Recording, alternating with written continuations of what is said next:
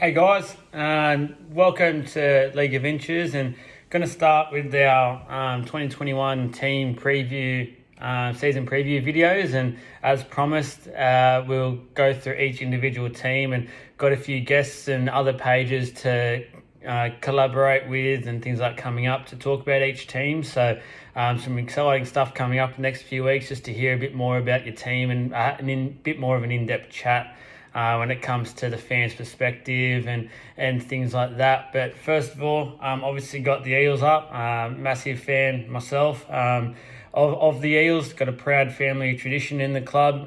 My pop used to play for him, so Ian Johnston, back in the late 40s to all through the 50s, and ended up being a coach and things like that for the club as well. So a proud family heritage and family background for the club for myself, and really is a passion of mine, the Parramatta Eels. And I just thought I'd do this one individually myself, just to have a chat about, from my perspective, what I think for 2021. Hopefully I promise not to bore you guys too much, but hopefully you get a bit out of it, and some exciting things ahead for the club.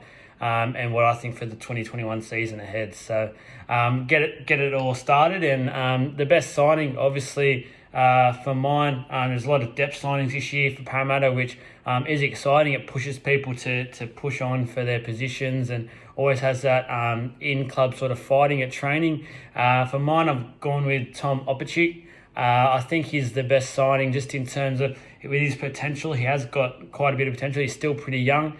He hasn't had the best run with injuries and things like that at his previous clubs, but he comes here from the Cowboys, and I think now with a potential centre position opening up for basically the whole season, we'll see that Tom Opachik at training and things like that will build into that centre position role and be a real custodian and a real standard centre for us moving forward. So for mine, Tom wins that award for me. The biggest loss for 2020, from the 2020 season, I'd probably have to put this down to Michael Jennings. Now, I know it's not official. He hasn't left the club or been suspended for the whole season yet, but we all know from history that these cases do drag on, unfortunately, and I think that will be the case with Jennings, and I don't think he'll see much game time, if any, for 2021.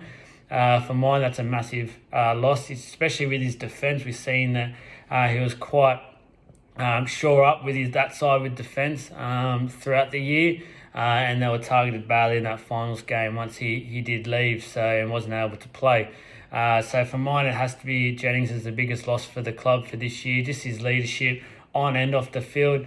He was really warming up as one of the real key figures of this club and real leader for both on and off the field. And I just think for us as a club this year, the loss of Jennings is a massive one.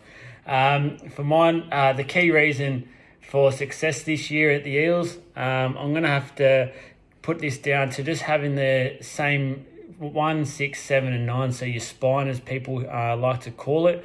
For mine, we've got obviously Gutho fullback, Dill Brown, Mitch Moses and Reid Marnie at the helm at the moment, and just to have those guys now pretty much 2 seasons now together is got to be good things. It's got to help with the collaboration with everyone, and just linking up as a team, and that linking, having that so often with a team and that in that club role is going to help everyone as a whole. So for mine, it has to be that spine, and having Andrew Johns involved a lot more this year, in part being able to be hands-on with it, not stuck behind a fence because of COVID.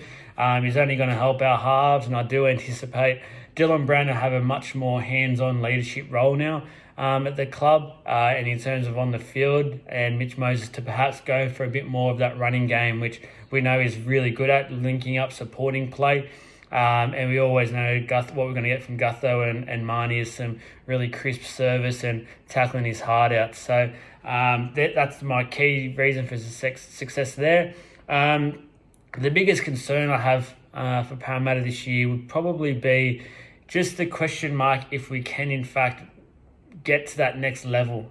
We've seen obviously in the last 2 years now basically out when it really mattered, and outplayed, it's fair to say. Yes, last year there was some injuries and a suspension which didn't help the team in the lead up to that week, but it's fair to say that we were up against the Storm and then South, but just there's a question mark still at the moment if we can get up to that level that's needed for September footy and finals footy.